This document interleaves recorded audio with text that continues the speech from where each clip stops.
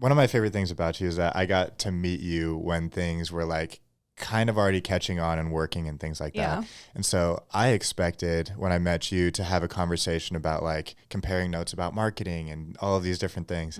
And immediately we went directly into like one of your favorite things. You're like, what's your trauma? I like, fun fact about me, I hate surface level conversation. Like, it is so boring to me. Don't get me wrong. Like, I can have the conversations of how are the kids, what are you guys doing? But like the conversations that like truly ignite me and make me so excited is when we get to like learn more about each other and like what's made you and like what hardships have you gone through that's gotten you to where you are today. Like that to me is like the best. Yeah, me too. Yeah, literally. No, I met Drew and I was like, so what trauma have you been through? What is it? Yeah. Which was great. Yeah. This is a question that I heard Stephen Bartlett on Diary of a CEO ask somebody, and I'm just obsessed with it. But I want to ask you, what do I need to know about your past to understand who you are today? It's ugly. It's messy. It is, there's lots of ups and downs to it. So this is like random, but I'd gone on a mission trip 10 years ago, and something that I've kind of taken from that, and I think just that I kind of catch myself with too, is when I was on the missions trip, I had terrible bleached blonde short hair. It was so bad. Anyways, but I didn't realize that people looked at me in a certain way. They see a girl. And so we were in Tijuana, Mexico, and we were at this refugee for this women's refugee, if that's what we want to call it. I don't remember exactly what it was, but all of the girls were calling me Barbie, and they like expected, because I had short blonde hair, but they were calling me Barbie, but I was chosen to speak about my testimony. And that was like, again, a whole God thing with being a faith-based woman.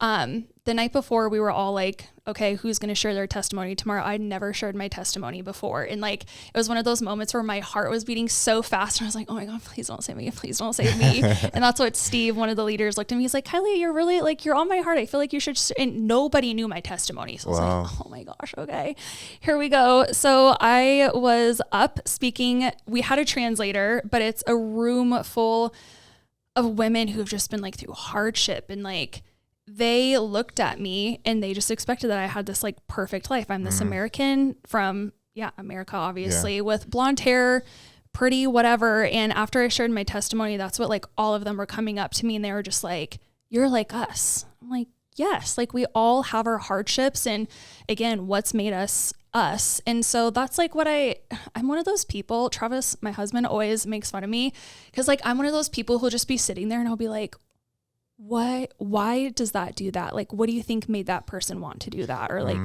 I'm always thinking of the most random shit. And so whenever I meet people, it's like one of always kind of the first things that I'm wondering is like, okay, what made you you, and like made you show up today? Yeah. And so it's so interesting to me. But yeah, going back to the question, what do you need to know about my past is that, yeah, it's ugly. It's messy. Even going into like my adulthood of the things that I could control, I have made so many mistakes. And I think the thing to take away from that though, is that like, I choose to learn from it. I did make some of the same mistakes again and again, but then once you get to that point, you're like, okay, wow, like that really hurt. I don't want to do that anymore. But yeah, I'm proud of who I am today from all of the messiness. Right. So looking at, if somebody were to look at your online presence today, they'd be able to see like a very successful person in the fashion space, a good content creator. If they listen to your podcast, they'll get a little bit of taste of like a little deeper, and like the trucker mouth comes out. Yep. Which is good to have the range. But so for people who see that picture and they go like, okay, who is the person behind this? Somebody who's curious like you are of like, how does somebody even get here? Yeah. What does the start to that story look like for you? The start to the story, I mean, the core of what I do truly is for women to show up as their best selves, but then also for them to be seen. So just like kind of going even deeper back to like, again, having like a messy childhood, a dark childhood there were things that I couldn't control that happened to me, but I look at that as I take those and how can I control that today?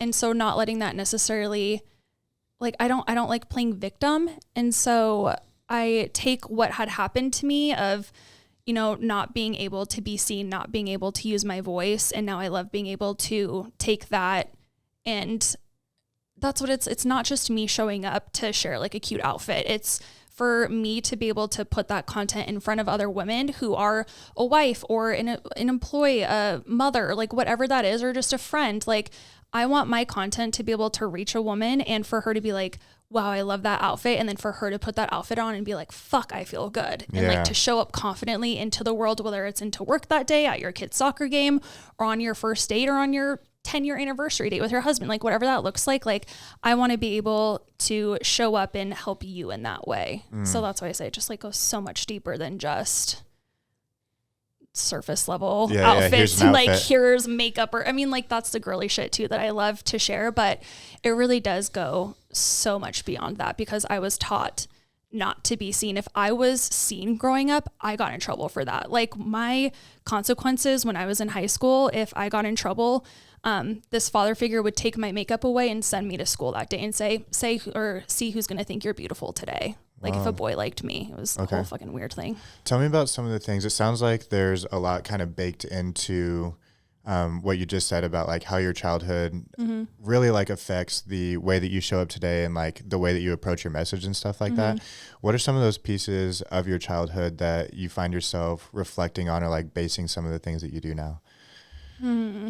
Again, I think going back, the biggest thing is being able to use my voice and not being afraid to use my voice. Cause for so long that was not, my opinion didn't matter, period. What did that look like? Like, what do you mean your opinion didn't matter? Like, how do I talk about that? It didn't matter. Like, you weren't allowed to give your opinion. You weren't allowed to like really chime in on anything. It was a very, very controlled atmosphere. Maybe that's how to put it. Was it very much like a strict, like you're the child, I'm the parent. Oh, for sure. Speak when spoken to kind of thing. Exactly. And even going into, again, of like, so there was a lot of abuse. There was a lot of allergy, head cold, whatever it is. So there was verbal, mental, physical, and sexual abuse. And so with, truly breaking it down with like the sexual abuse point of it, there became like this sense of control and like ownership over me. It was a very, very bizarre thing. Like I was not allowed to like boys. Boys were not allowed to like me. And that's what kind of goes into like the being seen thing of like, if I got noticed too much, then I got in trouble. Like if he found out that a boy had a crush on me, then the question would be, well, what did you do to get the attention of his attention? Like, this what are you doing? Fault. Yeah. Oh no, It was always my fault. And so like, I was in 8th grade and a kid had wrote like I don't want to say a love letter, but he had wrote some sort of letter proclaiming that he had interest in me. And he had ended up finding that note, and like I got grounded, and like again, that was one of those situations where my makeup got taken away, and like it was just so much control. So again, going deeper into like the being seen aspect of it, of who I am today, because I wasn't allowed to be seen, I wasn't allowed to hear my voice, and now I think it's very ironic that my career is like, I will be fucking seen and I will be fucking heard, and I'm going to help other women encouraged to show up to do that too. Yeah. How did you process that? Cause I would imagine therapy. Well, yeah, for sure. Before that's available. How do you process that kind of like as you're growing up and you go from 8th grade where, like junior high, little love romances and stuff, it's like pretty low key, pretty low stakes. Yeah. But then obviously as you get into high school and you've got some more autonomy and freedom and stuff like that. Oh, I still did not get more freedom. Like it wasn't. So to give you context on like how controlled my environment was, like my freshman year of high school, I was on the JV and swinging for the varsity team as well.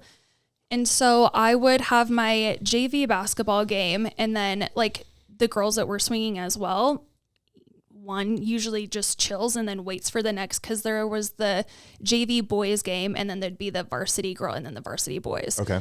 He would come and pick me up after my JV game, take me back home for an hour, and then drop. Like I had no freedom to like, he was checking my phone bills. Like literally this was before, well, actually I don't even know how to check a phone bill, but he would literally have the phone bills be printed out at the end of every month and would go through and look to see if there was a phone number he didn't recognize to make sure that it wasn't a boy that I was talking to on the phone. And this is when I'm a sophomore in high school. Wow. So like, when I say control, it was control. Yeah. Like I did not get any freedom. I wasn't allowed to go to dances. He like had a boy ask his permission if he could take me to the dance, and he still said no to the kid. Like it was just fucking bizarre. It was all control. And like, I was like this little prized possession of his that nobody else could have. Interesting. Fucking weird. So I feel like people can go like one of two ways when something like that happens. Like you hear about some people that get very rebellious, some and people drugs. So what was your response to that like in the moment? So again, kind of like in the background of that, I was with my mom and this father figure from, I think it was like kindergarten, first grade is when we moved out to Washington until my sophomore year of high school. And then that summer of my sophomore year, he found out that I had been talking to a boy. And I mean, I'm just going to be so honest with this. It was so dumb. And the guy knew how crazy, like everybody in town knew how fucking crazy he was, of just like, I wasn't allowed to go over to a friend's house. My friends could only come to our house to have a sleepover. I wasn't allowed to go to movies or like go to the mall and walk around. Like it was so controlled. And so this guy that he was like my first crush, like true crush. And so I would take my younger sister's cell phone and like text him on her phone because he, again, like he didn't do that to anybody else. It was only me of my siblings. Wow. Yeah. So, I mean, to be fair, like, well, not to be fair, but I think because like my two sisters are his real kids, like, and I was a step kid. Gotcha. So, anyway, so I would I would text the guy at night on one of my sister's phones. And so, I was the oldest out of the four kids, and both of my parents at the time had worked. And so like after school, I was like the caretaker. Like I was coming home, making sure all of us were getting our homework done, making sure that the house was clean, doing the laundry. And so at that time, like, and they wouldn't get home until like 6:30, 7:00 at night. So one of the nights the boy like drove up and we were just talking outside. We were literally just talking. Yeah. And I think it was the beginning of the summertime because I wasn't going to see him. Mm-hmm. And so, at the time the father figure had come home early and seen that him and I were outside talking, and you would have thought that like he walked in on us having sex. Like it literally, we were just outside talking in the truck bed of his, I mean, it was when he was really calm, angry, that was the scariest. That's when you knew. And so that's when it was like, my phone got taken away. I wasn't going to be allowed to do anything for the summer. But then that was like the fight where I was just like, I was 16 at the time, where I was just done. Like enough was enough. It was like, fuck you. Like we were in each other's faces screaming. Like he told me crazy shit that you should never tell kids, of like, I hope you get hit by a truck driver and get sold into sex slave. Like that's what I'm saying, of like when people ask like, oh, how do you deal with the trolls? I'm like, childhood trauma. Like I can disassociate. I know how to not take things personally. But that was the summer where my punishment was to come to Montana and stay with my dad for the summer. And gotcha. Yes. So all of this was happening in Washington at the time. Yes, this was all in Washington. So my punishment was to come and stay with my dad for the summer. And I remember when my mom dropped me off on my dad's front porch, she was just like bawling. And then when we talk about it later, she's like, I knew that you weren't going to come back, because I didn't know that I had an option. So my punishment to go and stay with my dad, I'm like, oh my gosh, this is great. Like I can go to the mall with my friends. Like my dad was like, yeah, if you want to stay here, like do it. Wow. So that was when I was able to actually like get out of the situation and like experience what a true high school experience should be, with like getting to go to the football games on Friday night and like getting to, and not having him looking at my cell phone every night and printing out the fucking cell phone records. Like it was crazy. And so I did have extreme PTSD.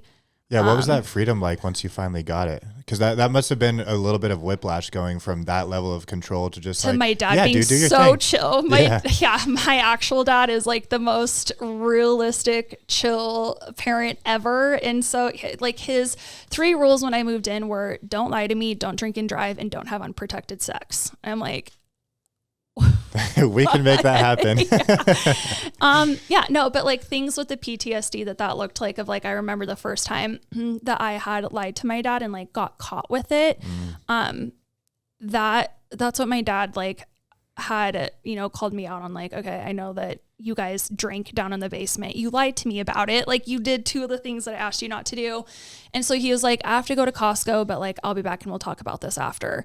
And so he left for Costco. And I literally, when he got back home from Costco, I was literally curled up in a ball in front of the fireplace. And my dad was like, what are you doing? And I was like, can I move? Like, when I tell you the level of control, like, that's what I was told, where to sit, how long I was supposed to be there. When we were done with school, we had to call him and ask him, what can I have for a drink and what snacks can I have? Wow. So like, when I tell you that my life was literally controlled down to every aspect, it was. And like, a punishment of like having to sit on the couch for a full Saturday. Like, I've literally watched paint dry one time because like, that was my punishment. I mean, it's just crazy. Yeah. So that taste of freedom, it was nice, but again, going back into like, after I got into therapy when I was 19, through Faith Chapel, a church here, when they had one-on-one therapy. And so it was offered for free. And so, my mom had stayed with him. Let's see, I was 19. So for 3 more years. So I had moved back to Montana to be with my dad, but then they also moved back that summer as well. Interesting. Okay. Yeah. So in my family, like my mom, my siblings, they weren't allowed to talk to me. And so my mom, and this is when also in all of this, I ended up getting pregnant at 18. And with that, which means the unprotected sex rule might have been broken as well. No, fun fact, I was actually on birth control, and Izzy's dad, I'm sorry, Izzy, we have to talk about this, but I talk about Izzy with this, but yeah, the condom actually broke. Oh, gotcha. So yeah, that's what, so you were behaving yourself. Yeah. Were being taken. Yes. That's why I'm just like, Izzy is a godsend. Like that's like a whole other topic, but, she's a big reason of why I wanted to get help into like, to break the generational cycle. So a year after she's born, you get into therapy at 19. Well, so, okay. Izzy's birthday is in February. My birthday's in March. So I was 18 for a month. Okay. Yeah. But then it was actually later. Like, I remember going into my therapy sessions with Izzy in I don't even know what they're called anymore. Little carrier. Yeah. The little carrier, and like her sitting there during my therapy session. So it was that year. But that was the year as well that my mom ended up finally leaving him. But my mom had originally got into therapy through Faith Chapel. And when I was 16 that summer, when I moved back to Montana, that's when I had told my mom like all the sexual abuse that had been happening for the past 10 years. And so that's what, I mean, yeah. So therapy started then. Okay. Yeah. That's a lot, because at that point you've gone through, like you said, 10 years of up until 16. That's so much time. That's your whole childhood. Literally. And then you get this whiplash of here's some extreme freedom and a couple of rules to like, kind of keep you in check. But I'm curious also, like, you went from kind of raising all of your siblings as well, having all of these rules, to really sounds like just kind of having to take care of yourself and be able to just like kind of find your own way. Yeah. So what are the things that you started to kind of like build as part of your identity once you have this freedom to like choose what you want to do and all of those kinds of things? Well, I think again, it was just going through making so many mistakes. I think, like you said, of having one aspect where it was so controlled to going to having nothing, but then also having this incredibly toxic, abusive father figure. And that's what I saw. And like, that's what I knew, and like alcohol abuse and all this stuff. And so I really, especially throwing in having a child so young, I knew like right away that her dad was like not it. And that's no disrespect to him. Like, he's a fantastic guy, great father. Him and I co-parent so well together. We talk literally every day. But just like down in my gut, I knew that this is like not it. And so when I went to my parents and I was like, I don't think this is it. And they're like, then don't force it. Where most parents are like, nope, like you guys need to get married, do all of that. But that's what my mom and dad did, and they're divorced. And so they're like, if this is not it, like, please do not force it. So I, let's see, through Travis and like having to try to figure all of it out, going back to it of like, I really was trying to fit squares into circles of trying to find like a guy to be like that puzzle piece of like feeling like I had a completed family. Like I already had so much shame of getting pregnant young and like, oh fuck, I did the one thing you're not supposed to do. So yeah, like I feel like I wanted to try to feel like I had it together. And so I really was trying to, I dated a lot of guys and was really trying to like find that puzzle piece. Interesting. And that was what I finally had to realize, that it's like, it's okay if it's just me and her for right now. And like, I don't need to have like a guy in the picture for me to feel like it's all together and that it's like all okay. Right. Does that make sense? For sure. So once you get to that point where you're kind of like letting go a little bit of like, it doesn't have to be this like nuclear family kind of thing. It can just be like, we can kind of figure this out and not have to like white knuckle or force our way into this like family situation. Exactly. Yeah.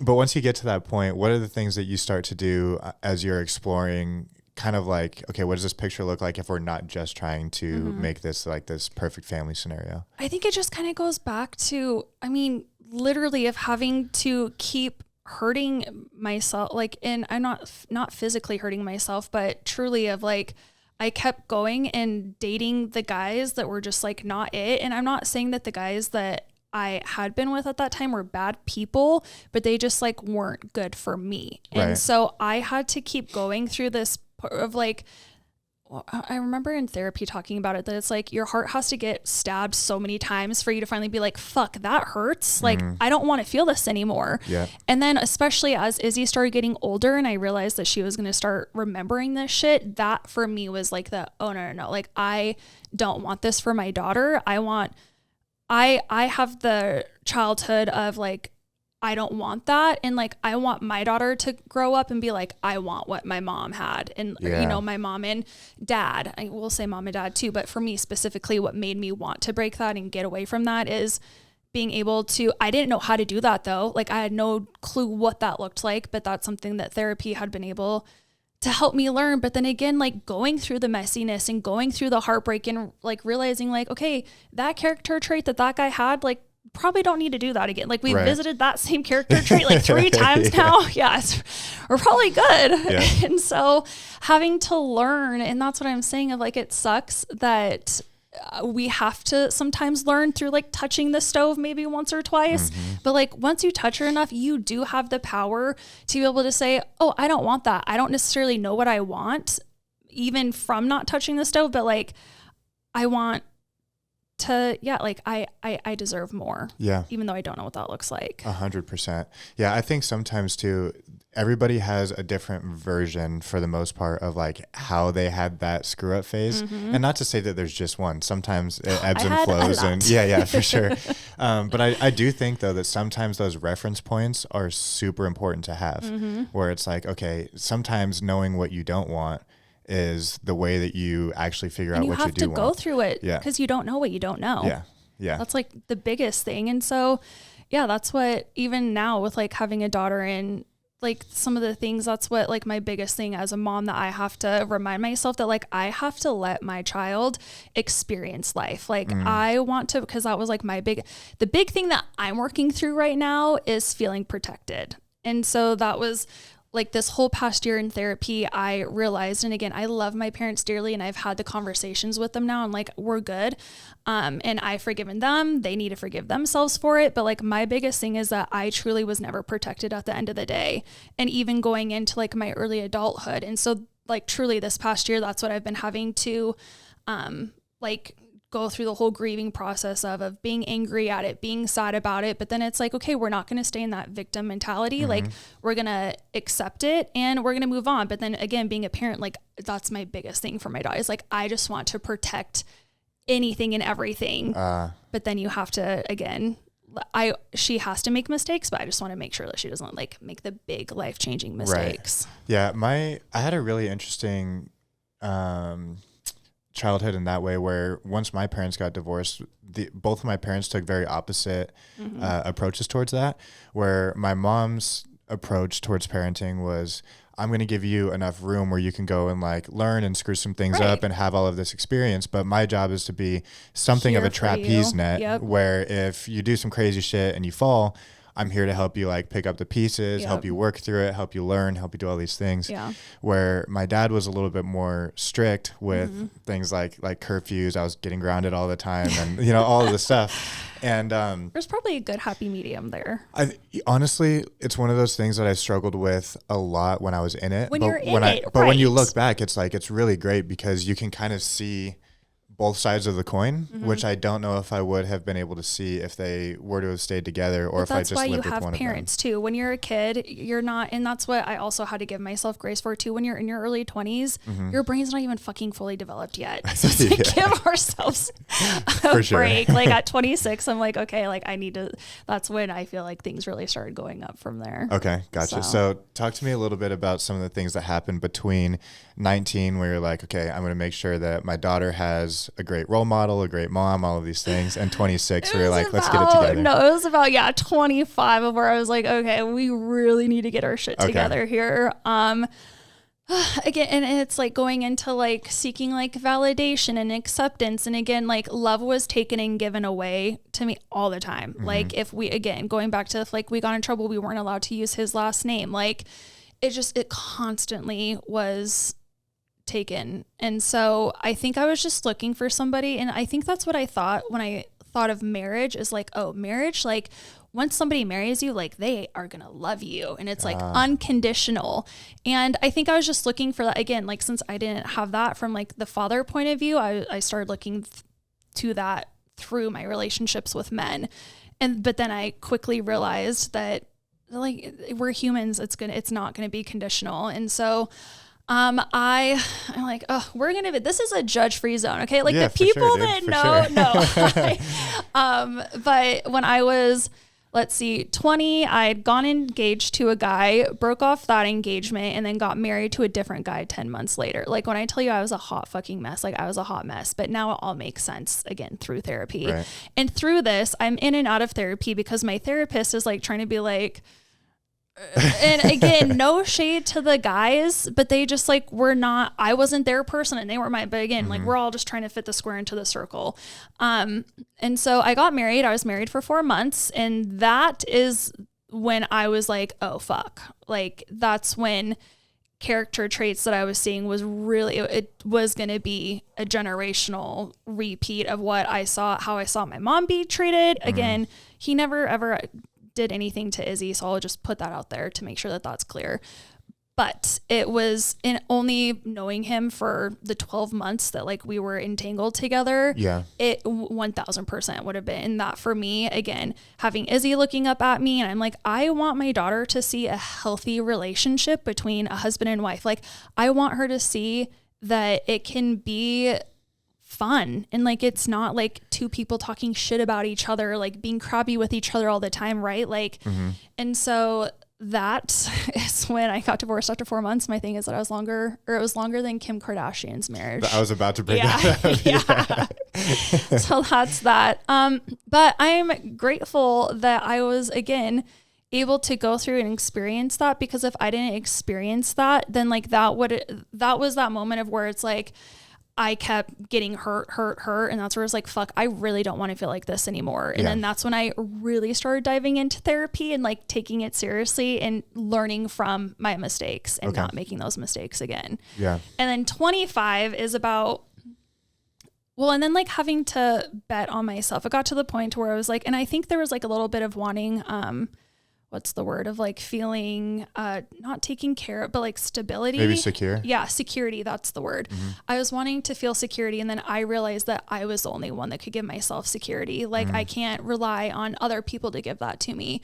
So then that's when I really started diving in, doing the work. And I was a bartender, cocktail waitress for about 5 years when Izzy was like too little to be able to go to school full time. Yeah. And I kept saying like, when Izzy goes to school full time, then that's when I'm going to get my quote unquote real job. Because then that way you can like have a schedule where like you're at work while she's at school and all that kind of stuff. Yes. And so that's what, again, her dad and I have done so well co-parenting. Like when he was at work during the day, I'd get to be home with her, and then I'd go to work at night and she'd be with him. Great. Yeah. Yeah. So then it's just funny how like, again, all of it works. And so I had randomly decided to do a bodybuilding show, and then that kind of goes into like this whole other thing of, for so long I didn't feel like I had control in my life, but then when I did bodybuilding, it was like it's all my control. Like it's all on me. And so that was supposed to be just like a one-time thing, but then that ended up being a 5-year thing. But within the bodybuild, I had done my first bodybuilding show, and Orange Theory had popped up and they were going to be opening here. And I had never been a fitness coach. Like fitness was never a part of my life in like that way. I was an athlete growing up, again, like did basketball, volleyball, but working out, I was just like, whatever. I just like randomly did it. But then that's when Orange Theory had reached out and they're like, we'd love for you to try out to be a coach. And I'm like, no, like this doesn't make sense at all. Like I've never done any of this. And they're like, don't worry about it. Like just come and do an interview and great. So I end up getting offered to like help try to open the gym and everything. And that was when it was like I did fine, like bartending and stuff, but I never felt secure financially in it. And especially it's like always up and down. You never know. Right. Mm-hmm. And so this was like the first opportunity that I saw to where it was like, I could be making money that feels secure for me. So that was like where I actually really had to start working and like bet on myself. Like I wanted that head coach job so bad because it was going to pay the most money. But I felt called to it. And so that's when I took the job at Orange Theory. I got it. And then that's when and it was scary. It was the unknown, and I bet on myself, and like, I felt like I won in that situation. So that was the first time that I really feel like I was able to put myself out there and bet on myself, and it felt like a win. So that's what kind of like started the snowball of, okay, like we can believe in ourselves. Yeah. What did that self-belief start to feel like? Or like, was there a moment where you noticed, like, holy cow, I like did a thing now that I'm proud of, or I did a thing. I think I was doing my first bodybuilding show. That's fucking scary. Yeah. Tell me more about that. Scary. That's a really random thing to be like, yeah, we're getting in there. Because of Real Housewives. Again, we've talked about this before, but I literally was watching Real Housewives, and it was like Tamara from Real Housewives of Orange County, and it was her 50th birthday, and she did it. And I was like, she can do that. I can do it. It was just like so random. But again, like going back into like divine timing of, I truly believe that all of that is supposed to be a part of my story. And so I don't believe that anything's just randomly put on your heart just for funsies. Like I do believe that all of that is put on our heart intentionally from a higher purpose. And that's what helps guide us to one point to the next. What does it take to actually be able to respond to that? Because I think a lot of people get stuck in that thing where they've got that thing that's calling to them, but they have you had every excuse in the book. Rough childhood, you've got a kid, divorce, like you've got the infinity stones of I don't have to do anything. So like, what does it take to actually like set those excuses aside and actually trust what that divine intervention or what those callings are? I think for me, it's scarier for me to stay stagnant and to not do anything rather than what's the worst that can happen? Like, okay, you're going to fail, but I would rather fail rather than staying in the same place for the rest of my, that is what scares me. I want to forever be trying new things and going to new places and growing and evolving and new experiences. Like that's what life is for, right? Like how boring. But yeah, I think you have to start building that trust with yourself. And especially from somebody just like coming from factual points of when you are sexually abused, you're taught that to not listen to your intuition. And that's like something else that I learned through therapy, that human beings are the only creatures that don't listen to their intuition. But it's because, we have our thoughts and other people telling you things. But yeah, like all other creatures listen to their intuition, and humans are the only ones that don't listen to it all the time. Interesting. Yeah, fun fact. So I would imagine that first time where you go out and you decide that like, okay, I'm going to follow this calling, I'm going to do this thing. I would imagine that probably feels like a big jump. Is that a muscle that the more times that you start to do it, the easier that it becomes? Right. It's exposure therapy. yeah. Like, keep putting yourself out there. I don't think, especially like even doing the 6 shows that I did, like you never get less nervous or anything, but you start, like you said, using that muscle again, but then you start, every time that you do it, you start believing in yourself just a little bit more. Okay. And then like it gets bigger and it gets a little bit scarier and it gets a little bit crazier. But then, like I said, like you start doing the little things so many times, and then it's just muscle memory. Yeah. And then you look back and it's just like, oh my gosh, could you imagine what if I didn't listen to that? Right. But then even if I took first in my I forget what it's called. It's open. And then there's 2 different classes that you can do. Okay. But open, like I got 5th place. Like that's not fun, you know, like it's not what I go out there for. That'd be a good t-shirt. Fifth isn't fun. Yeah. But if I hadn't listened to that tiny little nudge, but just do it, like have fun. And sometimes it's not always fun. But yeah. So once you start to build some of that self-belief through like nailing the Orange Theory thing, from doing a couple bodybuilding comps, how does some of that self-belief start to play out like into my personal life? Into your personal life, yeah. For sure. I think I was building self-respect through that. When you look back at my decisions in my early 20s, I had no self-respect, like at all. And so I started having the self-respect and boundaries for myself. And yeah. I heard a quote not too long ago. I just pulled out my phone to see if I could find it. Okay, so Naval Ravikant is the founder of Angels Never heard List. of them, but love that. He's awesome. He's awesome. Founder of Angels List. He's one of like very well written, some of the most like profound tweets of all time. Okay. But he was on Modern Wisdom, and he said that self-esteem is the reputation that you have with yourself. And he followed it by saying, if you want to have self-esteem, you have to earn your own self-respect. Yes, literally that. I think that's good. I think it's so impactful because it's a really good reminder that every time that we promise ourselves that we're going to do something and then we break that promise, if anybody else in the world would have done that to us, we would stop trusting them. Yeah. We'd stop trusting them. We'd be like, okay, this person always like says that they're going to show up on time. They never do, or they always bail, or whatever. You start questioning them. Yeah. And so like, it's really easy to understand where it's like, oh, I'm just going to cut that person out of my life, or I'm not going to trust them anymore. Right. But then we do that with ourselves all the time. And we wonder after 3, 6 months, a year, a couple years of that, it's like, well, why don't I believe in myself? Why don't I trust in myself? It's like, because all of the things that you would have cut somebody else out of your life for doing, you do to yourself. Well, and I think too, it's so important to be in control of your thoughts. Like how you speak to yourself that's been huge for me over the past couple of years of, well, like if you're and especially coming from somebody growing up where it was so negative, and like I've been called every single name under the sun, and it's just so I think that's the first place to start. If somebody can relate to that, self-talk. Yes. And your self-thoughts of like, how do you view yourself? How do you think about yourself? And so that's like been one of the really big things that I've been working on, is like trying to be in control of that. And naturally as humans, like our brain is here to protect us. So yes, like they want to point out the saber-toothed tigers and all of that. Right. Yeah. But going back to just like just simplifying it. And so like doing my affirmations, it's so simple, but like just getting back in control of how you speak to yourself, how you view yourself. And so that's what like I talk about on my platforms, especially when I did the 75 hard, soft, excuse me. It's like crazy. Kylie's, to the 5. Kylie's flavor. Kylie's version is what I call it.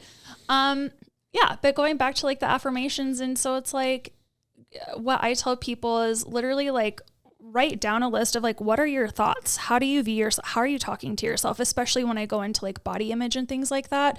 So then it's something as easy as like going to Pinterest and typing in body positive affirmations, or like for me right now, I'm really focusing on business. So like I literally write down business affirmations, but just getting back into that. And that's what like, again, through therapy and things like that, that you can literally rewire the way that your brain thinks. And so I think that that's like a huge part of being you have to be aware of it. So like you have to acknowledge it and then take action from it. And it's not going to happen overnight. It is going to be a process. But again, from like where I was 19 years ago to where I am today at 32, like I'm so proud of myself, but it was tiny little steps and making mistakes and learning from the mistakes. Like I said, it's so messy. And it even goes back to like not wanting to start something until it's going to be absolutely perfect. It's like newsflash. Yeah. It's not going to ever fucking be perfect. Like you just have to start. And like, I'm going through that right now too, because I'm hosting my first event for a nonprofit this weekend. It is literally not even close to like how I have it envisioned in my head. But that's why I said, like, I'm just proud that we're just taking the first step. Let's get the soft launch under my belt and like, let's build from there. Yeah. We can only go up. 100%. I think that there's a very important connection between affirmations and manifesting and then action. And one of my favorite quotes about this is that Alex Hormozy says that self-confidence does not come from shouting affirmations in the mirror. It comes from building a stack of undeniable proof that you are who you say you are. And what I love about that is like, I think that it's a very beautiful example of how action and affirmations are tied together. Yep.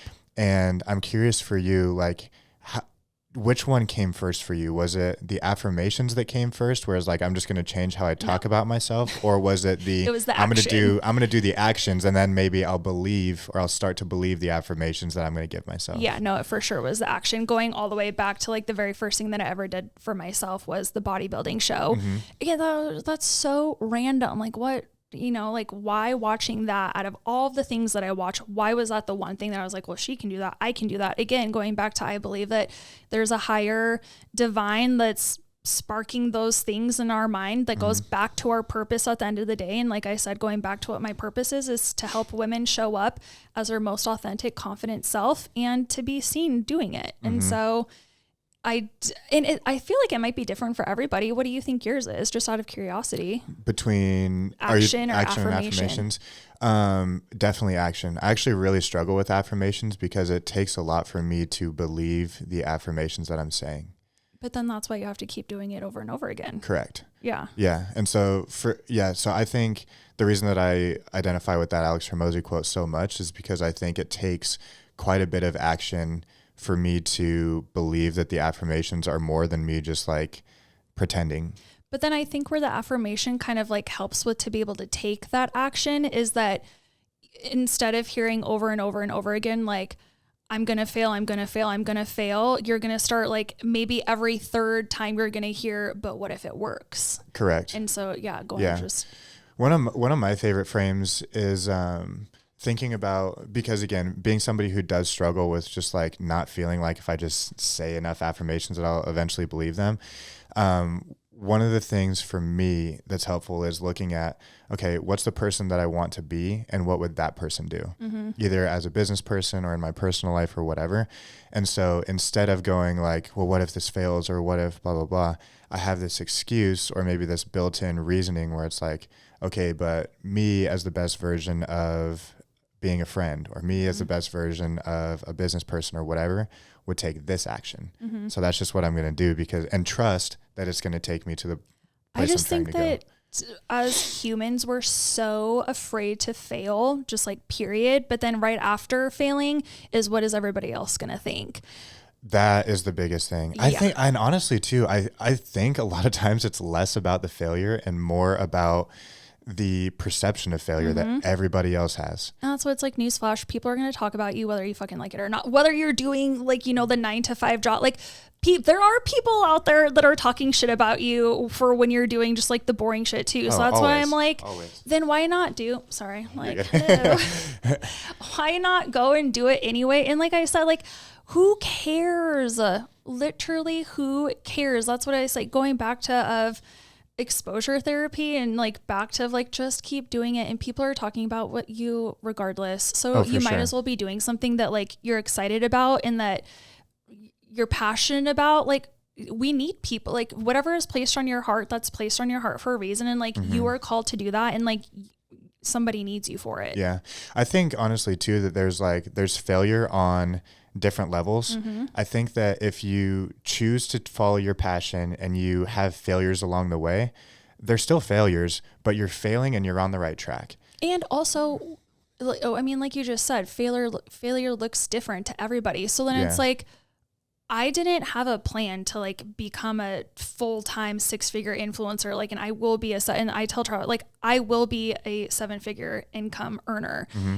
But I didn't know that when I started posting videos. Like, I was purely just doing it because I was like, oh, like I feel awkward and uncomfortable in my body right now, but like, these are some outfits that I felt good in. And if somebody else can feel good in this, then like, great. And guess what? I was getting made fun of all the time, like to my face, behind my back, people sending me messages on accident instead of to their friends. Like, I've seen it all.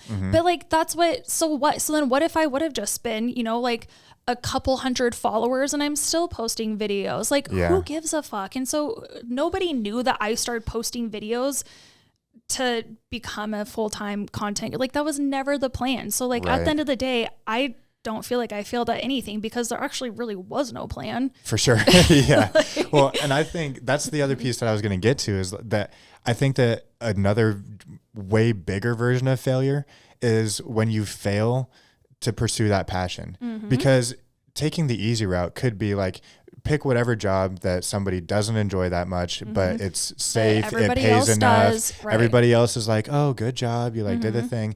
But I think that it's a much bigger failure to have never taken the leap and tried whatever that thing is. And like we said earlier, it doesn't have to be leave your 9 to 5 and do your side hustle. So it can be whatever the hell it is. It might be that like you want to be a parent and you're like waiting for the right time and waiting. There's never going to be a right time. Exactly. FYI. So that's what I think is like, it's a much bigger failure to never make the jump and do the thing that you're called to, like, than go the other way. At the end of your life, when you're sitting there and you're just like, and I know that's so weird to say, but truly what I put myself in is when I'm 80 or however long I'm living and I'm like reviewing my life, am I gonna be like disappointed in myself in a way to be like, damn, like you didn't bet on yourself or you didn't believe in yourself? And it ultimately, like truly the deep root of why I now today of to be able to take risks, because before, like I said, like I didn't know what failure looked like for this. Yeah. But for me today, my version of that is because I have my daughter watching me and I want her to be able to see that of, she might think that I have my shit all together and like, oh, it's easy and like, it's great. But it's like, no, I've done so many things that have scared the fucking shit out of me. But like, I did it because I want my daughter, for when she comes to me and is like, oh God, like, I don't think I can do this. And I can be like, you fucking can. Like, and that it means something when you say that, because she's like, oh, okay, this isn't like my mom actually did try. So I'm going to take this advice. And so I want her to have a mom where she can be like, wow, my mom is a fucking badass. And like it's so funny when she does like talk about me and stuff. I'm like, that is so crazy to like hear her point of view about me. Yeah. Cause then we're like our toughest critics. Right. And so again, of like having to zoom out of like just our tiny ass little thoughts and everything of like to the bigger picture and like how we are being perceived. And so I want my actions to show that. Absolutely. To show. Yeah, just fucking do it. Yeah. So Spark Notes is action first, then affirmations, and you'll actually believe it. There might be some people that the affirmations are going to help, like, because like, again, like there's so much science going into like how it literally rewires neural pathways to your brain of how you speak to yourself. And so when I had I had tried having this girl, it was going to be my very first podcast episode. I had no idea what the fuck, again, no clue what I was doing. I was just like trying the internet service because it was not viral. What is that? Virtual. Yep. And so, anyways, but that's what she was talking about of like how you can, if you can't afford therapy or like that's not an option right now, the very first thing that you can start with is how do you talk to yourself? And I thought that was so powerful. So I've always taken that with. I think that the awareness of how you talk to yourself too is such an important step, because it's so much easier instead of just being like, well, I don't know how to I talk to myself, but I'm going to start saying that like, you are a successful business person. You are a good friend. Even though with Orange Series, something else that always really stuck with me is the owner, her and I like grew pretty close. She's a huge Tony Robbins person, which I like never super got into him. Right. But it stuck with me when I was like, oh my gosh, I'm such an idiot. And she was like, you're not allowed to call yourself an idiot. Like that is so disrespectful. And so literally ever since that was like such a small passive moment, but I've taken that moment of like, you will never catch me calling myself an idiot, stupid, a bit like I do not talk negatively about myself. I'll say, ooh, I really have room for improvement there. Yeah. That's not how we twist it around. I do like that. Right? I mean, she made me say 3 nice things about myself and I'm like, oh my God, like get out of here. But yeah, that's just something that I really took for myself. And so, yeah, or like you can be in control of all of that. For sure. So. Yeah. I love that saying that goes, if somebody else talked to you how you talk to yourself, would you let them? Would you be friends with them? Yeah, I think that's probably like a really great takeaway from like this whole thing is you're in control of how, like, you can't control the outer exterior, like, or how people are going to treat you. I mean, you can set boundaries. I mean, you can't control it, but you can set boundaries, and you can control who's in your circle and things like that. But at the end of the day, like, the most important thing is, how are you talking to yourself? Mm-hmm. And how do you respond to things? Right. Yeah. And I think that starting with that awareness piece, where it's really hard to know what to change if you don't know where you're at, to even like in the starting blocks. Mm-hmm. And so if you can just start to notice, like, I started going to therapy in November of last year. Love that for you. Yes, welcome awesome. to the club. Thanks. I actually really enjoy it. But it's, I started noticing, like, even little things. I used to take pride in going to the gym and just talking mad shit to myself the whole time. Really? Yeah. Like, I'd be you're like, one of those people who are like, oh, you're a piece of shit. yeah, I'd be bench pressing, and I'd like get to 10 reps. I'd get to 10 reps, and it's like, do one more, bitch. Well, there's the Ed Milet that it's like one more, but yeah, do one more. But bitch. That's a little crazy. It was also it was the most negative version of that too, though. But yeah, I think that, like, even though once I noticed some of that stuff too, it's like. So did you notice that on your own, or did you notice it like through therapy? Through therapy. Okay. Yeah. And so it's funny too, because. Do you do that outside of the gym or just only in the gym? Sorry, not to ask. I always ask questions. I'm a lot like you, where I've always been my biggest critic. Mm-hmm. And so even like coaches, leaders, bosses, anything like that, who are particularly critical of me, it's like, dude, I've already done 10 times what you're going to chew my ass for already in my own head. And so it's a lot easier for me to respond to people who like tend to be more positive and stuff like that, because I am, by far and large, I've talked way worse shit to myself than anything anybody could say to me. So you're protecting yourself. It was a protection mechanism of like, well, I already have said this, so if they say that, like, it's not going to be as bad as what I just said to myself. Yeah, it could be. I think too that I feel like I've always held myself as a high achiever. Like, I've always seen that ideal for myself, and that causes me to be a high achiever, because it's like I've got this standard that I set for myself where winning is just the outcome that's supposed to happen, and doing the right thing, it's like, it's not worth celebrating because you check the box of like, you were supposed to do this and now you did it, and then you're not enjoying it either, right? And when the baseline is you won and you just checked a box, the only thing that you end up really feeling is the lows, because if you're not feeling the highs, then it's like the only thing is not being in the moment. Well, you failed, or like when you do come up short or something like that, it just gives you all of that fuel to be like, see, dude, you should have worked harder. See, you should have like gotten your shit together. But I have to remind myself too, sometimes like, it's not that fucking serious. Right. Dude, for real. I literally tell Travis that all the time, that when I start getting stressed out about work, again, we're calling it zooming out. I'm like, I have to remind myself, I am literally just a 32-year, and I'm not like not discounting minimizing myself. No, but truly at the end of the day, I'm a 32-year-old woman in a backyard in a fucking shed in Montana making videos about clothes. Right. Like, it's not that fucking serious. What are we freaking out about here? Right. And then that's when you start thinking again of like, there's way worse things that could be happening or going through. Again, not minimizing my feelings. Yeah.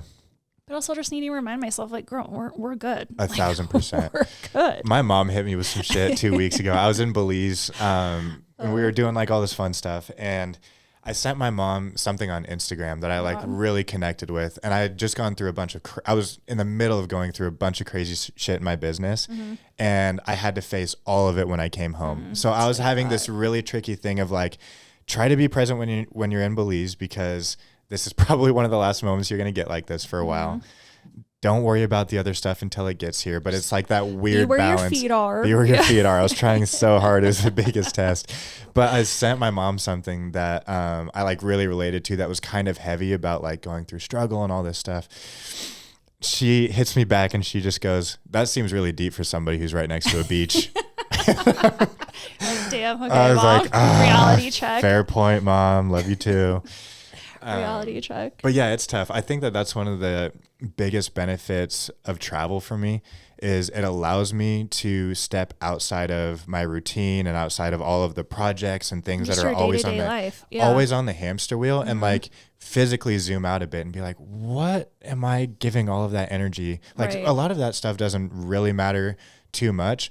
or it does matter, but I'm just assigning too much like emotional energy to it. Mm-hmm. Do you feel like you get that when you kind of like, or how do you, maybe a better question is how do you zoom out to get to that point where you're like, oh, okay, it's not that serious? Oh, I feel like I'm trying to do that right now. Yeah, fair point. Trying to do that right now, but I think again, I don't want to take away from like what I'm experiencing and like what I'm feeling. I think actually again, through fucking therapy this past year, what I've learned is regulating my emotions. Mm-hmm. Have you worked on that yet? Like maybe in a roundabout way. It's like in maybe chapter in a roundabout 12. way. No. Yeah. Yeah. You're a couple chapters ahead of me. But the biggest thing that, again, from what we just had to work on recently was when we're feeling emotions, and I've had to learn how to disassociate to protect myself, but then also to just like, okay, keep moving, like life has to keep going.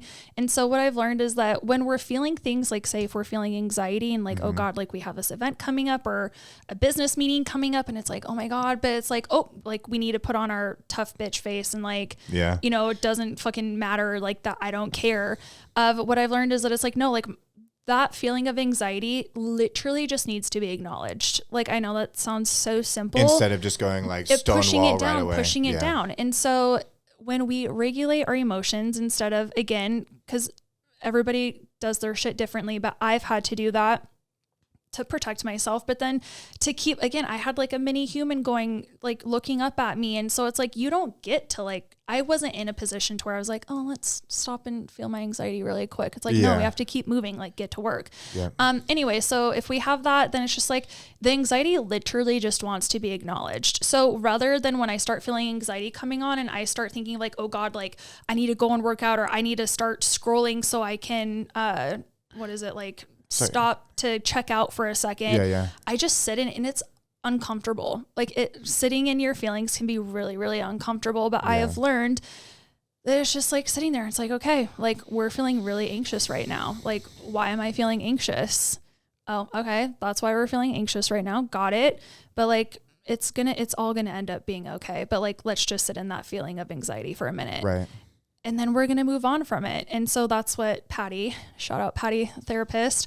That's what she's like, just we're regulating it, we're acknowledging it, and then we're going to be able to move on. And like your body is going to be able to release it. Because when your feelings come up, like your feelings want to be acknowledged. Yeah. So that's been like the biggest thing of regulating. Yeah, fair. One of my favorite things that I learned when I was in sports is the 24-hour rule. And the 24-hour rule is anytime that we had a game, you had 24 hours to feel however you wanted to feel about it.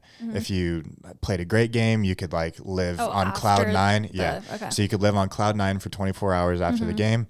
Or if you took a crazy loss or played terrible, you could give yourself 24 hours to like feel it and feel into that stuff. Yeah. But then after that 24 hours, it's like, okay, well, we've got a game next week. So the world keeps moving. Exactly. I think though that what is important about what you're saying is like, whether it's a 24-hour rule that you embrace or some other kind of practice to do those things. It's like 10 minutes. I'm like, we got shit to do. Well, yeah, exactly. But it is important to feel it.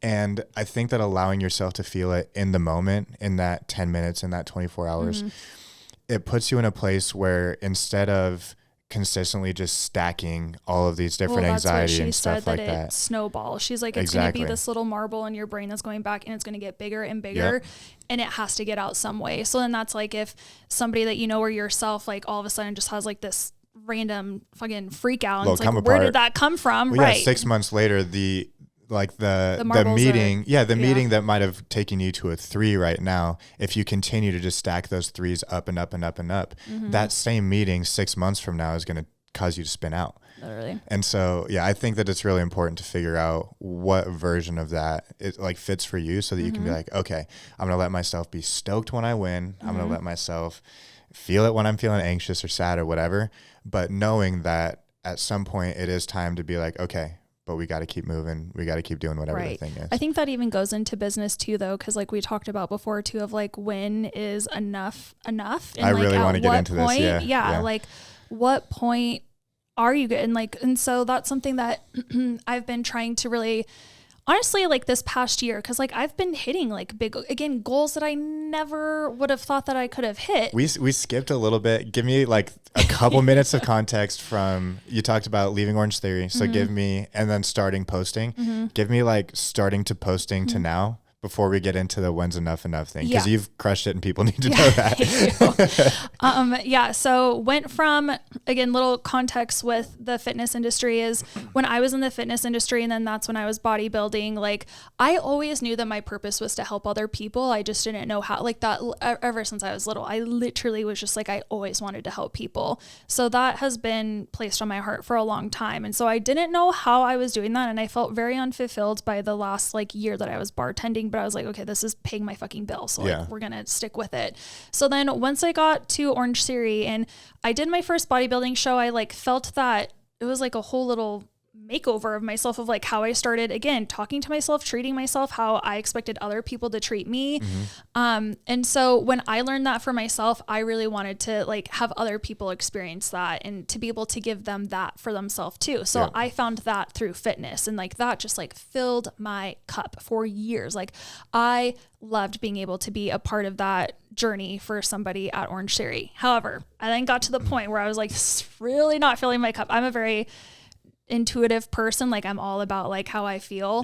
And so it was just like, I hated my job the last like 6 months. And so at this point, that's when I decided that I wanted to stop competing bodybuilding.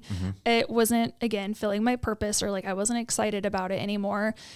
And so I didn't know. I was like in this limbo. I literally like went and worked at I was still coaching at Orange Theory, but like went and worked at an insurance office, like bashed my head into the wall. Like I was trying. I was like, I don't know what, but like I need to find something else. Sometimes you just need to test it. Like even if I was testing. That's what like I went to Travis and was like, I don't know what I'm supposed to be doing, but like I cannot keep doing this. And like I'm not somebody too who just like wants to, and no shade on stay-at-home moms, but like that's just not my purpose.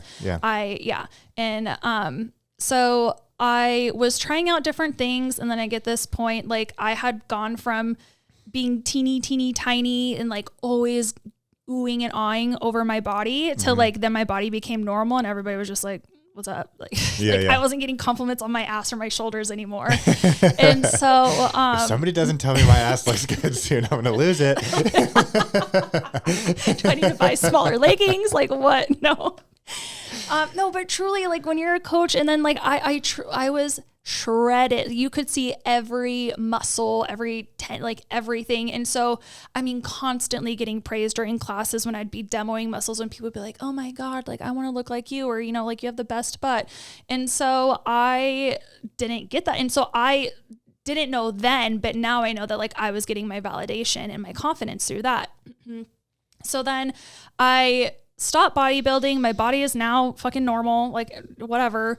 And I was losing my confidence like quite a bit. And then with that too, like my purpose that felt like my purpose wasn't my purpose anymore. So it was like this little identity crisis of like, fuck, what am I doing right now?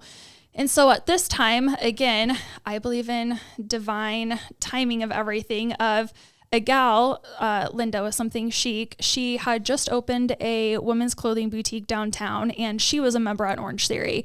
And so like her and I did not know each other, but she was like, do you want to go to coffee? Because at this time, I also forgot to like leave out that I had about 10,000 followers at this point, and I was sharing like my fitness journey and all of that stuff. So I had a little bit of a following. And so Linda reaches out and she's like, let's go to coffee. I'm like, okay. And so she's like, I need a model, and like, do you want to help model and then like post about your outfits? And I'm like, again, like going all the way back to when they came to me to Orange Theory, and they're like, you want me to be a coach and help people? Like what? And then Linda coming to me like, I want you to post my clothes. I'm like, me? Right. Why? And especially then I was only wearing leggings and like sweatshirts. And if you look back on my outfits, it's rough. It's been a journey. We've Give yourself evolved. some slack. Yeah, we've evolved. But anyway, so it was just like, okay, whatever. Like it sounded fun. Sure. So then when I was modeling for Linda for her photo shoots, I was trying on so many different clothes, some that I loved, some that I hated. And so during that time, that's when I like started feeling of like, oh shit, when I'd put on an outfit, like I feel good. Like my shoulders go back a little bit more, you know, like I feel good. And so it was like this thing where I had this aha moment of like, well, if I'm feeling like this, like somebody else has to be feeling like this. And again, like I'd been sharing my fitness journey online. And so it was like, oh God, we're going to have to go like complete left. Like y'all are, whoops. So what do y'all think about clothes? I know y'all want to see my leg day, but like, here's this cute outfit. Yeah. So I knew it was going to be a transition, but again, it wasn't, at no point was I was like, I'm going to start posting so I can try to become an influencer. It purely was just like, maybe somebody else can feel this good thing too. Yes. And like, here's this cute outfit. And I also was supposed to be doing that with sharing shit that I had like shot with Linda. And so that's what like slowly like people would be like, oh, where's that shirt from? Where are those shoes from? Or whatever, you know? So that's when this light bulb, it was probably like 6 months of me doing that where this little light bulb came on. And again, like I said, I started following then like fashion influencers and like there's bloggers have been around for like 10, 15 years, but like influencing hasn't been around that long. It's been around for like Well, Facebook really started taking off in like 2012 and influencers didn't come till after that. So it was really easily probably within like the last 10 2000, years. and 18 maybe. I didn't really know it much of it. Like Instagram didn't even like, I think Instagram got stories by 2018. I don't know. Don't hold me to the dates, but anyway, so that's when I start following more people and I'm like, oh my gosh, like again, seeing the lives that these women have. And I'm like, how do you make money from this? So I went down the whole rabbit hole of trying to learn like how to monetize from posting online. And so that's when I went to Trav and I said like, and at this point, like I was only working like 2 days a week at Orange Theory. Like I was so over it. Yeah. So that's why I was like, okay, well, I'm not even bringing in that much money right now anyways. At this time too, I also was selling Beauty Counter. It's an MLM beauty brand. So like I had some income coming from that as well. And again, just like being somebody who, if it's not filling my tank, it's like the worst feeling in the world. So we quit Orange Theory. We fully dive into social media. Like for the first year, I went in debt from it because I was making no money from it, but I was taking classes and courses and boot camps and hiring mentors and people to tell me like how to do this because I literally, there's a theme here. If you look at my life of like, I didn't know what the fuck I was doing, but like I just did it. Like what's the worst that's going to happen, you know? Yeah. So, then I ended up, it was like after a year of me posting, I like had finally gotten my first brand and it was like so crazy. Like I told you of like when somebody was going to pay me $400 for a post, I like could not wrap my head around that. I'm like, you're going to pay me $400 for me to post a video? I made it. Yes. Like that's crazy. Like that's what I would make at Orange Theory for coaching like 6 classes or 2-week pay. It doesn't matter. Anyways. So it was just crazy. And then I just like really stuck it out. What did it feel like when you had those moments where it was like, holy shit, this might work? Like I just spent all of this money and time and kind of sent it on this thing. What were some of the moments where maybe you looked at it and was like, oh, this is actually going to happen? I think maybe I think the first video that ever went viral for me was when we were in Mexico, actually. Great time for it. Right? Hanging out at the swim up bar. Yeah, no, literally. And that's what I just remember like opening TikTok and I was like, what the fuck? And I was like, babe, like, what is it? Yeah, like, I'm popping. Crazy. And it was literally just me in a swimsuit, but it was something along the lines of like me being on vacation and not worried about like what my body looks like in a swimsuit or something like that. And so that was one of the very first things that kind of like popped off and I was like, whoa. And then you get like that dopamine hit. You're like, that was fun. Yeah.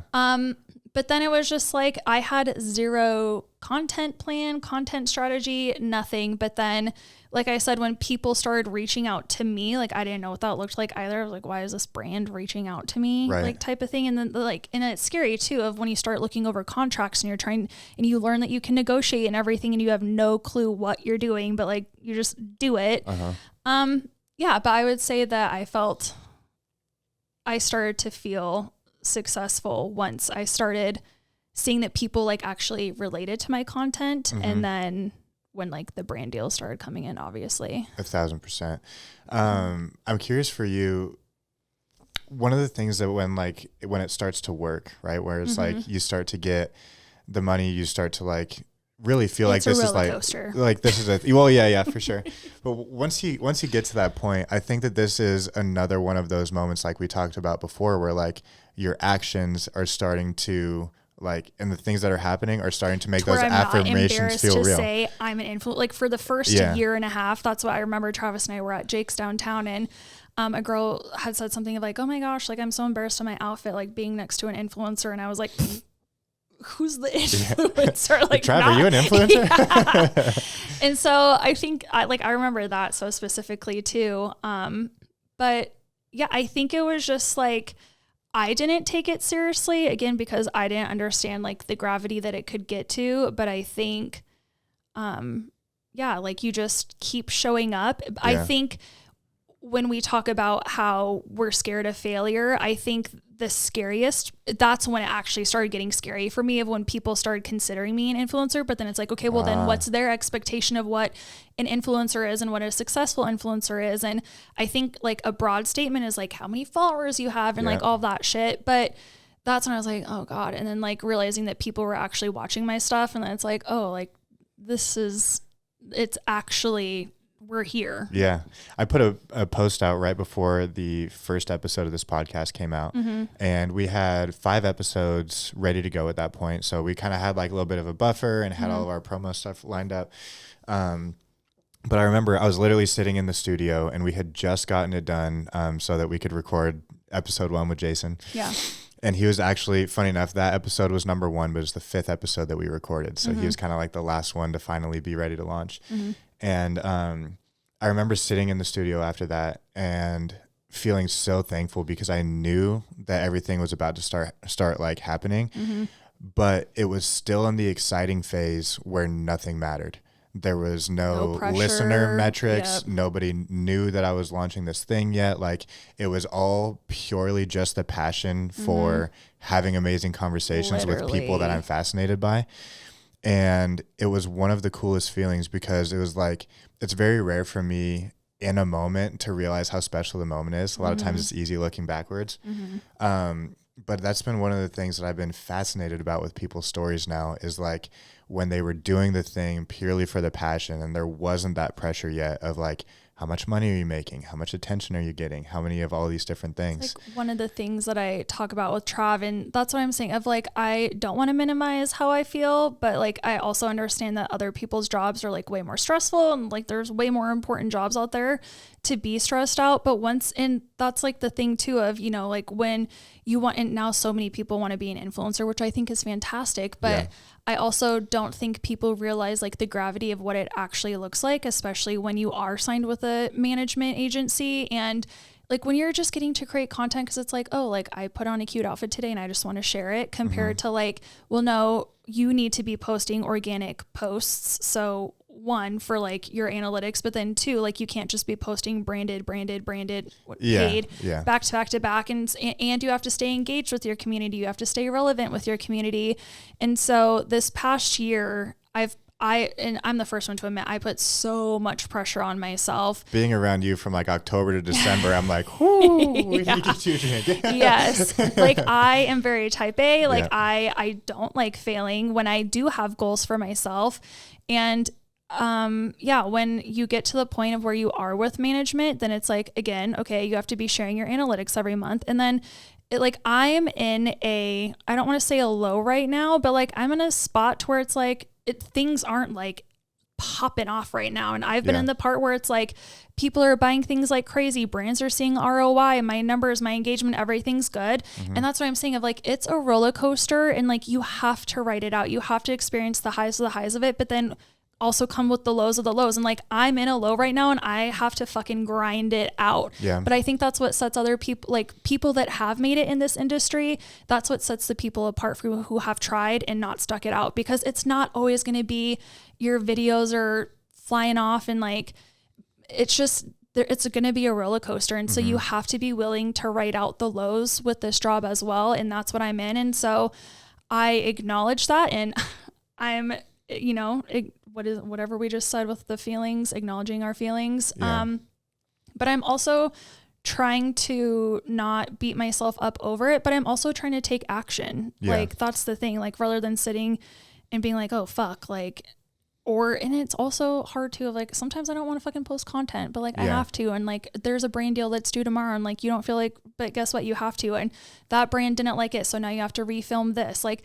there's so much more on the business side of it that I think people don't understand. And again, I'm so grateful that this is what I'm stressed out about. Whereas like, again, like 10 years ago, like I couldn't even fucking afford formula for my daughter and was on food stamps. And so it's like we have different problems as life grows and as we grow and as we evolve, and those problems look different. But then going back to like, okay, when is enough? Like truly, I had to ask myself this of like, every year my goals get bigger and bigger. And like last year I was able to hit 250 for income, and like this year my goal is 350 for income. And so then it's just like, what am I like, why do I want to make $1 million?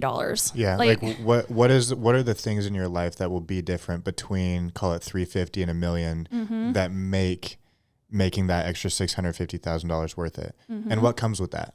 A lot more fucking stress. Exactly. I already know. But then I also don't want to tell myself that, like, again, going back into how we talk about ourselves and our thoughts and everything, of I want to be in control of that. And like, okay, no, I don't want to tell myself that with more money comes more problems. Yeah. I think also I see like Travis and him having such a successful business and how big his business has grown. He always says that it's like babysitting adults, like with his industry.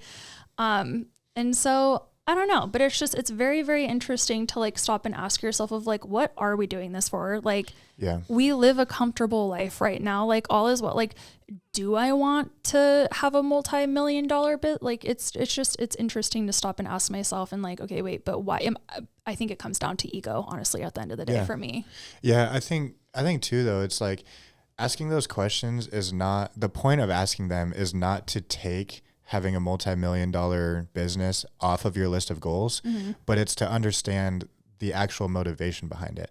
Because especially when things get really hard, again, I'm in a very hard point in my business right now too. I think when things get very hard, it's really important to have an answer to those questions of why am I doing it? Because a lot of times that answer is what pulls you through to the other side and allows you to keep grinding. And what I find to be really interesting, just like you saying, like, I'm in a low point right now, I'm trying like all these different things, and it's not like I remember when you popped probably a year or so ago when you hit 250,000 followers, and it was like just flew off the handles for a little while. It's so interesting to think about sometimes the level of stress that we have 3 years into what we're doing is the same as we have right at the beginning when we're not making that much money, things aren't objectively working that well. But it's like, if you were to ask yourself 3 years ago, hey, if you're making this much money, if you're making 25K a month right now, do you think that you're going to be stressed about blah, blah, blah? It's like, no, shit was going to be good. I'll be stressed about nothing. Because more money is supposed to solve more problems. Yeah. And I think it's interesting. I've had this conversation a few times now where like, during those moments where you're at the beginning, you've got problems that come with that. And a lot of them for sure are money related. Well, yeah, I didn't have any money. Like, this isn't fun. Right. And then when you get later down the line, it's not that you don't have problems anymore. It's just that the problems change. You've got, now your comment section has 1,000 people trolling in it instead of 100. Right. And you've got shit with like, now you've got managers, you've got management, you've got like all these things to deal with. Payroll that you have to pay. And exactly. But then like you said, when I do get in those spots, that's when it ultimately comes down of like, why did I start posting? It goes back to, so that version, we'll say like the version of me 8 years ago could see who I am today. Like I always say that your ideal follower is yourself from however many years ago. Right. Before you had that transformation. Yeah. And then that's what's even been really hard this past year is, again, putting your ego to the side and like admitting like I need help right now. And so like I recently, like this last year, went through this transformation of starting to take care of myself again. And like, we've kind of talked about this before too, of like, when I got in the social media space, it was loving your now body and like being a mid-sized person, just being mid-size. Yeah. And so that version of myself was from resenting the gym, drinking way more. And we didn't have a problem with drinking, but it was like we'd go out to dinner, I'd have just a couple glasses of wine. Yes. Or like while Trav's cooking, like drinking wine as well, which it was like that, like 6 days a week. And so it got to the point to where I've struggled with mental health for my whole life. Right. And so just being aware of that, of like looking at myself and being, not literally looking at myself, but looking at my life and being like, I really don't fucking feel good right now. Like my depression is coming back harder and heavier than it ever has before. I don't have any motivation to do anything. And so, and I was on antidepressants at that point. I'd been on and off antidepressants for 10 years. But the past 2 years, like I really wanted to just like give my body a detox, because I had been on birth control for 15 years, antidepressant for 10, and I just like felt called to be like, little reset. Yeah. And so for 2 years ago, I was able to get off birth control, made Travis get snipped. And then with antidepressant, I got off of that. And so I really didn't want to like, and I'm so grateful for my antidepressant. It like helped me through so many times, but I didn't want to get back on that again. And so that's what I went into, like taking care of myself through fitness and through food. And that's when I started losing weight. But then I also like felt called to, I was a fashion influencer. I didn't know shit about fashion. Okay. Like I was not the girl that grew up looking through Vogue, like none of that. That's what like all of my content creator friends are like, oh my God, like I had sketches in my notebook. And I'm like, literally cannot relate. And so, yeah, I went through this self-evolution this last year, but like I had talked about before, of like, I stayed in the same spot for a little bit longer than I should have, because I was afraid of what other people were going to think. And like, I had built my brand to what I was then, and like gained so many people from that. And like, I didn't want to let other people down. So like you had built this brand around being a mid-sized fashion influencer. And then now it's like, well, I have to take care of myself, but my brand is built around this other thing. Like that was scary. Yeah. How did you make that jump? Because I had to stop caring about, like, I had to put myself first in that situation again of, I'm so grateful that I was able to represent women and that they felt seen, and like they saw out, like I got so many comments from that of like, finally somebody that like has a similar body type to me. I'm so grateful for that. But then with that, again, that was in a part of my life where like I resented taking care of myself in a way, because I had done that like on the other extreme end with bodybuilding and controlling all of your food and your calories, and just like not having any desire to do that. And so now I feel like I'm in finally like a good healthy balance of that, of being able to go to the gym, because like I literally, like today at the gym, like I was like, I'm literally just here to move my body. Like I don't feel good. I don't want to be here, but like I need to do this. Otherwise I know I'm going to feel like shit the rest of the day, even if it's like half-ass of the workout.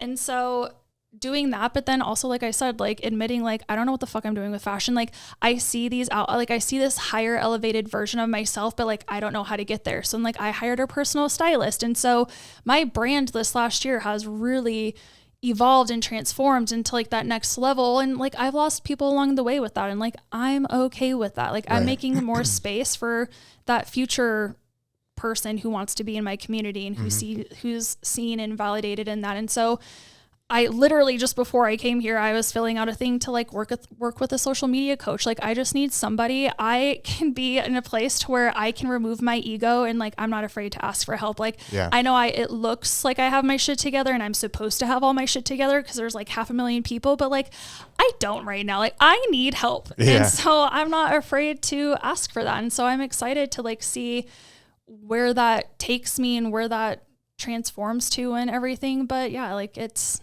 okay. I think you being open about that is so impactful and inspiring too, because it allows people who either want to follow in your footsteps and build a similar career for themselves, or people who are just into your content.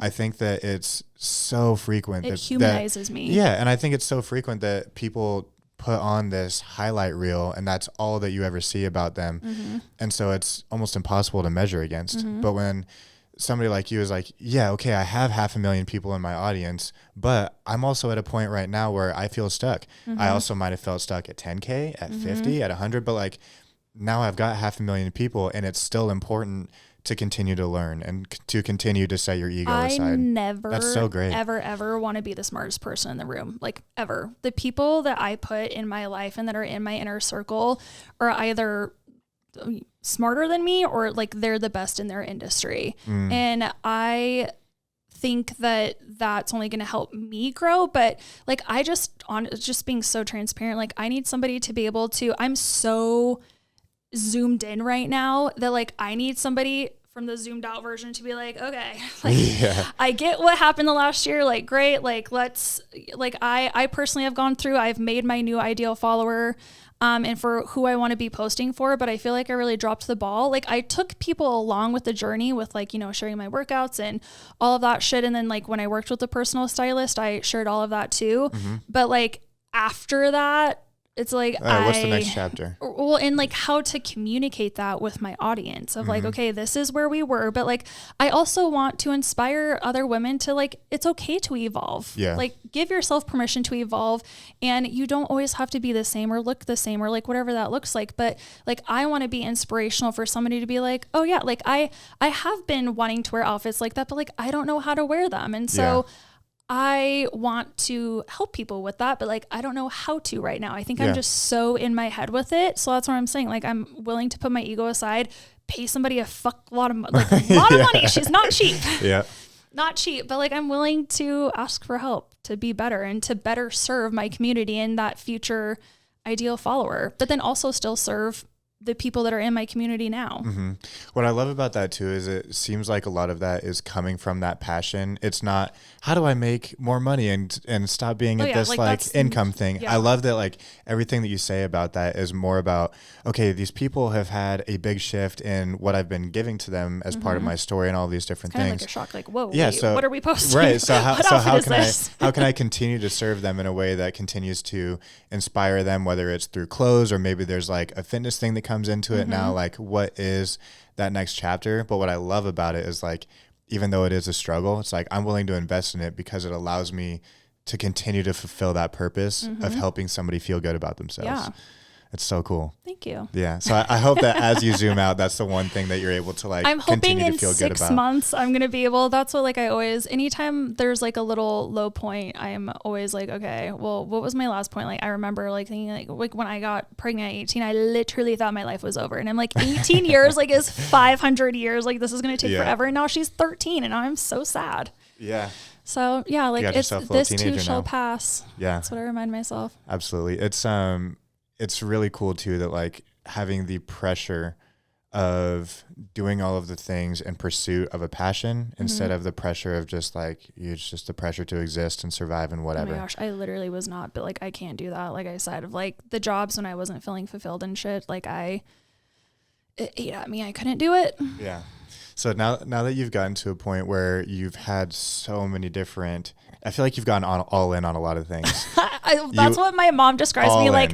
I'm all in or all out. There's no like half-assing it or just like dipping the toe in. It's like I'm either fucking going for it or I'm not. Like that's 100% my personality to a T. And even like throughout the year, I see during the holidays when shopping really picks up and stuff like that, like you are full on all in. Like Christmas is done before Thanksgiving. Yeah, exactly.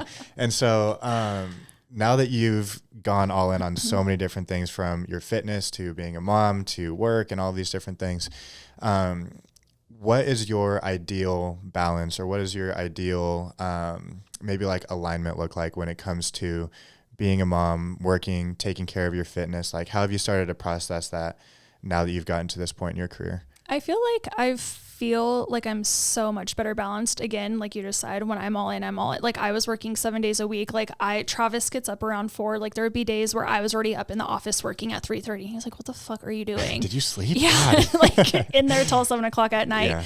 And so I think like I personally, in order to, my experience, or my truth, I guess I should say, is like I still grind, but like I really had to fucking grind it out in the beginning.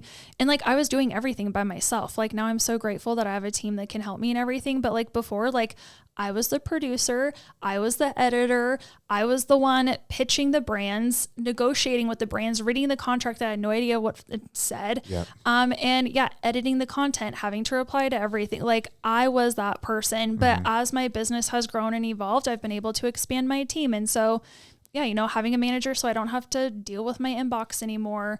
And then having people who can help me with my website. And it's again, I don't want to say that you have to like grind it out in the beginning, but like I didn't have the resources in the beginning to where like I could have just hired people right off the bat. I had to make the money first. Yeah. So I think Travis really helps me with that. Travis is like so supportive, literally, when it comes to all of this, but he's also willing to have the hard conversations with me. Like last summer, he had to have a hard conversation with me of like, it's work, Izzy, your friends. And then like, I feel like I'm on the bottom of the totem pole and like, I'm not willing to like, this isn't cool.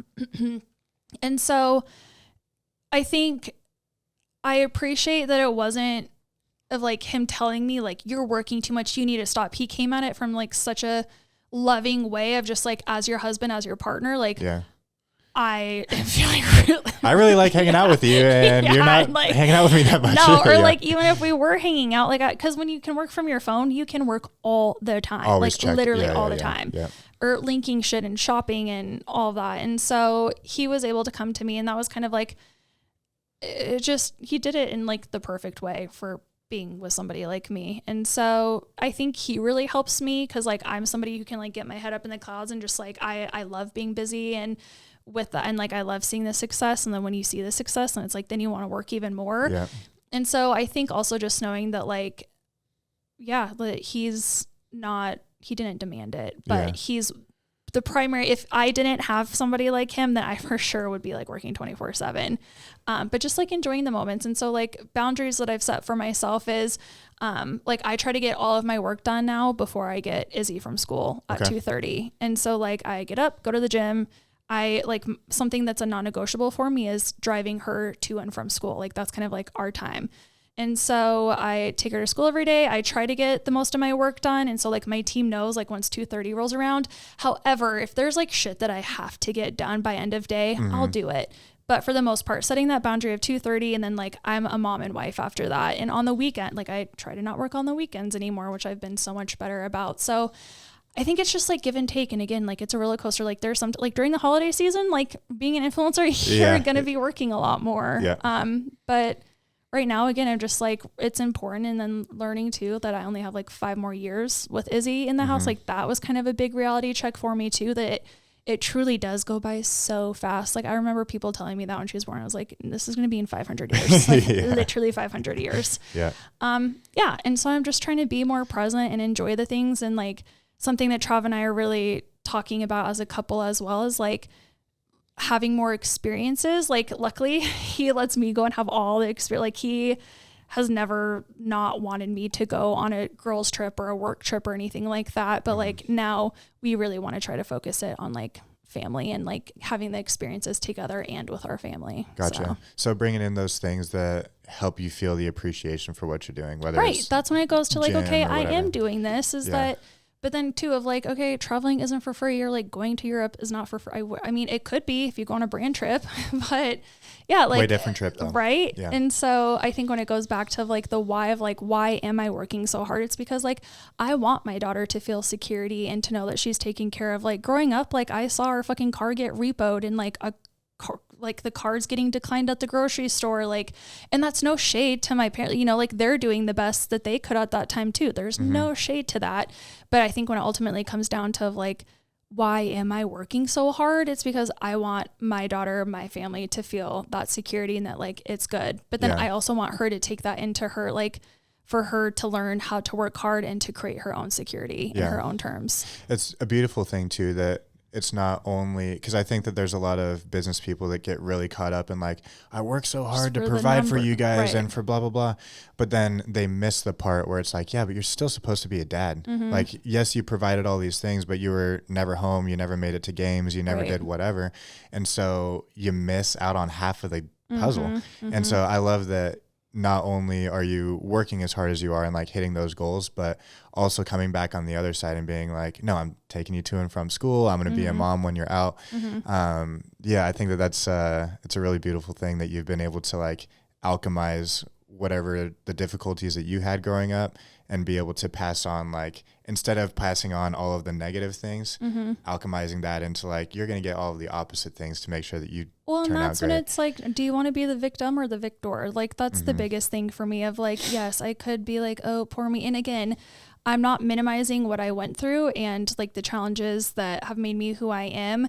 However, if I didn't have those challenges, like, I don't know, I mean, I wouldn't be who I was I don't know what life looks like with like it being a safe, healthy, loving household growing up in like security and protection. And I don't know what that looks like. And again, like, I've had to work through that with like my own feelings of realizing that. And like, it's okay. We can't go back and change it now. Like all we can do is change moving forward 100%. And control that.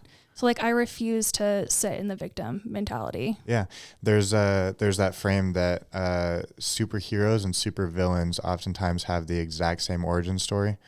The only difference is that superheroes choose to change the world so that nobody ever has to go through what they had to go through. And supervillains try to destroy the world so that everybody has to feel the same pain that they did. Yes, I love that. That's such a good comparison. Yeah. So we got to get you a cape. I love that. Probably won't wear it, but it's okay. We'll put it on the wall. You can add that to your to one of your TikToks and see how it goes. Yeah. Link to my LTK. Seriously. I love that. Yeah, it's good. So with all of the things that you've been through with your story and all the things that you've really done up to this point, you've had a lot of different versions of success. You've had the version where it's fitness, where it's being a good mom, where it's business success. With where you're at right now, you know, being poised to go into a new chapter, what does success look like to you, and what does success mean to you? Well, there's the like analytical number of like what that looks like of hitting the goals. But I think, and this is so cheesy, like, oh, as we get older, but truly, like, I'm so grateful that I have a job that like I truly find like purpose through. Like, to me, I think that's success of like, it's so much deeper again than just like sharing the outfit. And like, I love my job and I love that I get to use my creativity and like I'm my own boss. And so I think that that might be like a version of success for me right now. But then I also, even just from like when my business first started, like I said, I was working around the clock. I think I'm going into a new era of success of where I can draw those boundaries and like where I am at the softball games at night and Travis and I are golfing on the weekends. Like, I think that that's my version of success right now is freedom. That's amazing. Yeah. Time. I love it. I'm very much on the same boat with you on that one. I love that. Well, this is going to be one of the easiest things, parts of this podcast, but where can people find you if they want to support you? What kind of things do you have coming down the line? Yeah. So I'm on TikTok and Instagram at Kylie Nelson. And then I have a blog at www.ambitionandgrace.com, which we throw up weekly blog posts. And then I also have a fun little exclusive newsletter that goes out every Sunday where it's just like we get like real girl chat and like exclusive content over there. All the tea. Yes, all the tea. Perfect. Well, I think your story is super inspiring, and even from that first time again, where I like sat down and expected, I was like, we're going to chop it about marketing and social media. And then we went directly into all this stuff. What you referring to as Enzo's? No, it was when we first sat down at that new coffee shop. That's right. And because we were going to talk about work. That's what we and were then we there talked for. About work for like 2 minutes. Like, and we were like, okay, we'll figure that out later. Why are you in marketing? What made you go into this? And you're like, oh.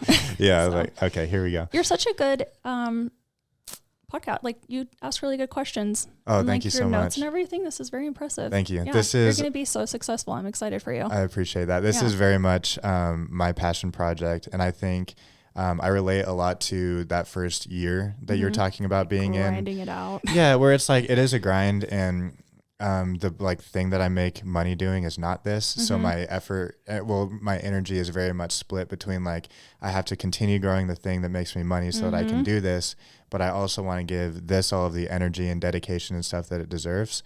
And so I'm really looking forward to the point where get that like, oh my God, you're gonna pay me how much money? Where I can like get over that hump and like really I just want to make sure that I can give this everything that it deserves from me, because again, I think that this is my purpose. Like there's nothing that I enjoy more than being able to, I mean, today's a perfect example. Take somebody who they might see your profile and stuff like that and be like, her life is perfect, she's an influencer, all of these things, and then go like, no, here's somebody whose story is probably a lot more like yours than you think, and somebody that you can take inspiration from, right? And also listen to her story and be like, you know what, fuck that, I am going to be a painter. I'm going to start, you know what I'm saying? So like, I love that. I'm take a lot of inspiration from what you've done, because I feel like, obviously I'm not going to go into the fashion influencing thing, but I think in a lot of ways I'm like taking inspiration from your story and following in your footsteps, where it's just like, just trust the thing, keep doing it, give it its